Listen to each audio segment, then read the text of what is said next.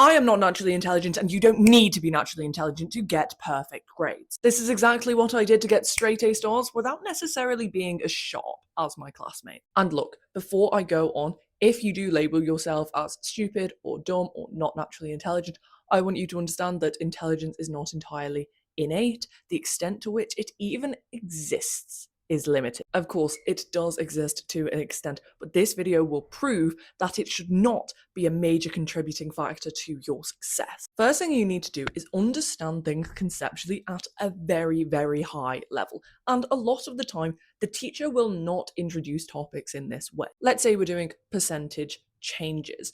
The teacher oftentimes will not introduce this in a relatable way. When would you do a percentage change? When would you need to? When would you use this method as opposed to another method? What are the real life applications? You should understand these things before you get into the granular details of that topic. Because that is when you are able to make these synoptic links, when you're able to connect subtopics together, which is how you answer the most difficult questions. Like we know, in maths, in order to answer those questions at the back of the paper, those massive, long grade 9 questions, you need to understand how topics link together. It's the same at A level, it's the same at university. So number one is understand why you're doing what you're doing so you're able to make these links. And looking at it from a top-down view rather than trying to work bottom up and figure it out that way. Understand that a lot of the time you can pick up marks in an exam even if you don't know the answer entirely.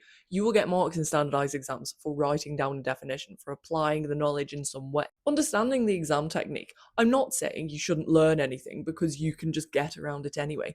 No, what I am saying is understand how the marks are broken down so that in the case that you don't necessarily know the answer, you know how to pick up a few marks. You need to use the right study methods as well. Remember that a lot of standardized exams are about this conceptual understanding, but a lot of them are genuinely about your ability to memorize things. For example, quotes from 15 poems. In order to bake these quotes into your long-term memory, to remember formulas and stuff, I highly recommend using flashcards and spaced repetition. It's about going over it again and again and again, using active recall, whether you use flashcards or whether you're constantly trying exam questions or blurting or using SQ4R. Consistency beats intensity because that is how you build up your long-term memory. Consistent practice throughout the year. If you like this video and found it helpful, be sure to save it for later and follow if you want to see daily study tips.